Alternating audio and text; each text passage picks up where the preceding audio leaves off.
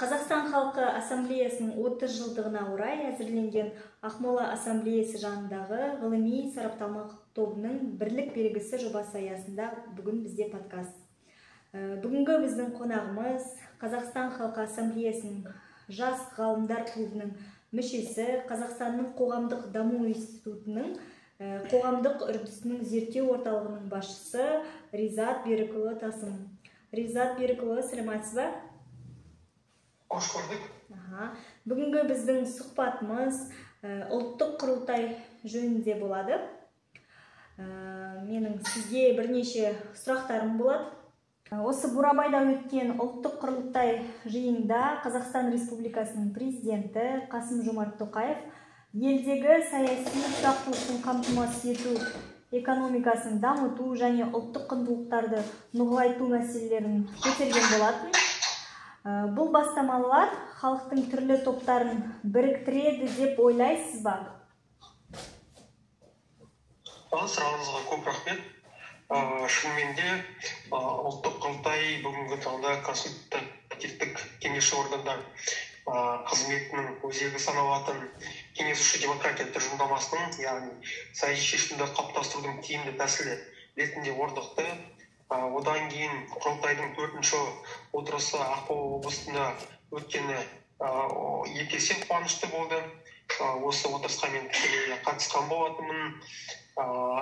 Шынымен де жалпы бүгінгі таңда ұлттық құрылтай платформасын мемлекет басшысы осы жалпы ұлттық құндылықтар жүйесін қалыптастырып, ой елегінен қайта өткізуге басым көпшілікті сөздерінде орын бөлген болатын.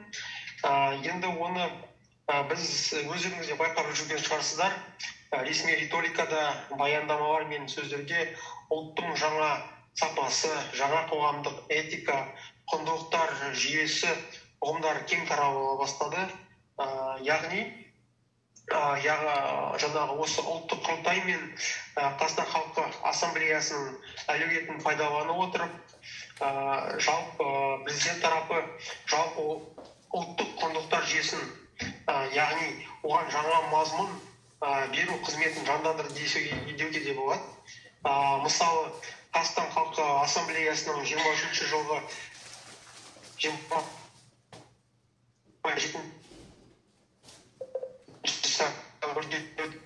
сессиясында президент Қазақстан азаматтығына мемлекеттік рәміздерді патриотизм, әділдік, қонақжайлылық, еңбекқорлықты қоса алғанда ортақ құндылықтар мен идеалдарды құрметтеуге, халықтың салт дәстүрі мен отбасы ұстанымдарды қадірлеу сияқты қасиеттерге, этномәдени әралуандылыққа және жалпы ұлттық бірегейліктің қалыптасқан туралы айтып өткен болатын. Міне биылғы өткен ассамблеяның 32-ші сессиясында да осы бірлік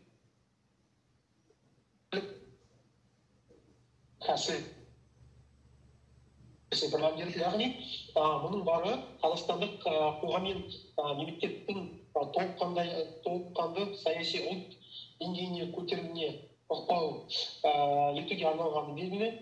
Енді құрылтайға тікелей келетін болсақ, осы бір тағы маңызды жайттардың бірі мемлекет басшысының 24-ші жылғы 15-ші наурызда Атырау қаласында өткен ұлттық құрылтайдың адал адам, адал еңбек, адал табыс деп аталған 3-ші отырысындағы сөйлеген сөзіне назар аударар едім. Өйткені ондағы шешушісі Қазақстандағы негізгі жалпы ұлттық құндылықтарды үйлесімін айтқан болатын президент. Яғни тәуелсіздік және отаншылдық, бірлік және ынтымақ, әділдік және жауапкершілік, заң және тәртіп, еңбекқорлық және кәсіби біліктілік, жасампаздық және жаңашылдық. Міне осы құндылықтар бүгінгі таңда қазақ қоғамын ұйытқысы болуға бағытталған. Бірақ бұл ретте біз ескеруіміз керек. Мемлекет басшысы аталған құндылықтардың қатып қалған қағида емес екендігін, алайда ұлттың жаңа сапасын қалыптастыру жолындағы негізгі бағыт бағдар бола алатындығын айтқан болатын. Сондықтан да ассамблеяда бүгінгі таңда осы құндылықтар аясында дәріптеуге өте үлкен атсалысып келе жатыр. Міне биыл осы жылдың басында ассамблеяның 30 жылдығын тойлау аясында осы Көкшетау қаласында арнайы ғылыми практикалық республикалық конференция өткен болатын. Яғни осы тікелей бірлік пен татулық мәселесіне арналған. Сонда да біраз спикерлер тарапынан тұшымды ойлар айтылды. Және де алдағы уақытта бағыт бағдарды анықтайтын, яғни бұл бірлік туралы тек қана айту маңызды емес, одан қара осы бірлікті нығайтуға күнделікті жұмыс жасау керек. Яғни біздің әрбір бейбіт өткізген күніміз осы қазақстандық бірлікті дамытуға қосқан үлес ретінде қабылдауымыз керек. Сондықтан да бүгінгі таңда ассамблея тарапынан әсіресе осы жастардың бірлік құндылықтарын қалыптастыруына атсалысу өте қуантады. Көптен көп рахмет, Риза Берікұлы. Жалпы осы ұлттық құрылтайда көтерілетін мәселелер оң шешімін табады ма деп ойлайсыз ба? Қалай ойлайсыз? Шынымен де қоғамда кейбір бөлік тарапы скептикалық ойларды айтуы мүмкін, оны да естіп келеді. Бірақ та түсінуіміз керек, бүгінгі таңда маңызды ойларды қозғайтын алаң ретінде ұлттық құрылтай өзінің жұмыс арқылы дәлелдеді деуге де болады. Мысалға, жаңағы бірінші құрылтайдың қорытындысы бойынша 100-ге жуық ұсыныс айтылса, мысалға, содан кейін жаңағы үшінші құрылтайдың отырысында 150-ге жуық ұсыныс айтылған болатын. Жаңа мысалға Бурабайдағы отырыстың өзінде де 180-ге жуық ұсынымдар айтылған болатын. Оның барлығы практикалық негізде де жүзеге асып келе жатыр. Мысалға, Қазақстандағы соңғы уақытта заң, мысалға, ұлттық құрылтай аясында қабылданғанын ұмытпауымыз керек. Яғни бұның барлығы да жаңа құрылтай жұмысының жемісін көрсетеді деген сөз. Жаңағы осы Бурабайда отырған отырысқа айттым сөз басында қатыстым деп. Мысалға, яғни ол 2 күндік жұмыс форматынан тұрады. Бірінші күні жұмыс секцияларының отырысы болады, ал соңғы күні президенттің қатысуымен пленарлық отырыс болады. Яғни осы 4 жұмыс секциясында азаматтық қоғам бір бағыт, мәдениет, өнер, руханият, білім және ғылым, және де экономикалық және аймақтық даму жұмыс секциялары. Осының аясында кәдімгідей қызу талқы орын алып, бүгінгі қоғамды алаңдататын мәселелер бойынша тұшымды ойлар мен ұсыныстар айтылды. Бұл ұсыныстар сол талқылаулар барысында көбі талқыға түседі ортақ. Енді ұлттық құрылтайдың бүгінгі таңға 120-дан астам мүшесі бар. Оның әрқайсының өзінің өмірлік тәжірибесі бар, деген секілді көзқарасы бар. Солардың жаңағы ортақ дискуссия арқылы ең ұтымды ортақ қоғамдық консенсусқа негізделгендері ғана ортақ талқылауға шығады. Яғни, мысалға, соның негізінде жаңа айттым ғой сөз басында жандарда қабылданады деп. Мысалға, соңға тоқталатын болсақ, өткен құрылтайлардың отырысында айтылған ұсыныстар негізінде қандай нәтижеге қол жеткізілді. Мысалға, отбасылық, тұрмыстық зорлық-зомбылыққа қарсы іс-қимыл, балалар мен әйелдердің қорғау, бойынша ВИП методымен өндіруге және сатуға тыйым салу бойынша заң жобасы қабылданды. Айбын ордендерінің дәрежелеріне Сағат Имағамбетов, Бауыржан Момышұлы, Рахымжан Қошқарбаев есімдерін беру туралы заң жобасы қабылданды. вандализмге қарсы күрес және табиғи объектілерді қорғау. Әсіресе бұнымыз Ақмола облысы кең мәдени археологиялық ескерткіштерге бай кезде есептесек, осы заңның да маңызын қаншалықты маңызды екенін түсіне жатарсыз. Содан кейін лудоманияға қарсы күрес. Яғни бұған да қоғам тарапынан көп мәселелер қозғалды ғой осыған қатысты. Одан қоса ономастика мәселелерін реттеу бойынша, яғни елді мекендер мен аудандық маңызы бар қалаларда көше атауларын беру мәселесі барлығын ретке келтіру, бірізділікке салу мәселесі қозғалған болатын.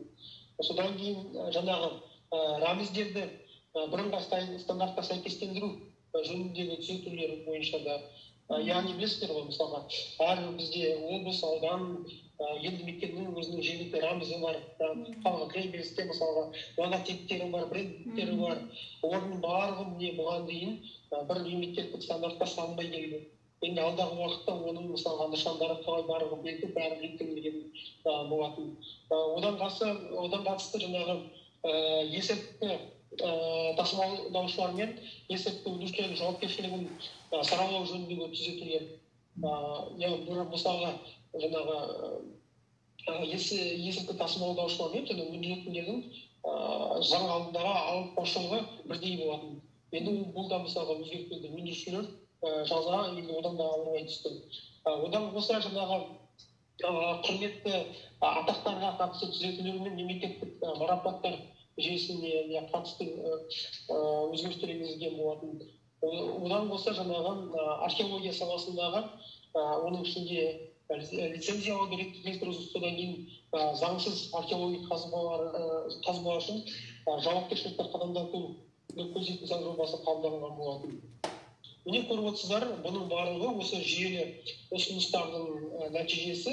Енді мен бір тағы осы құрылтай аясында өзім жеке қадағалап, оның осы қабылдануын өзім іштей күткен.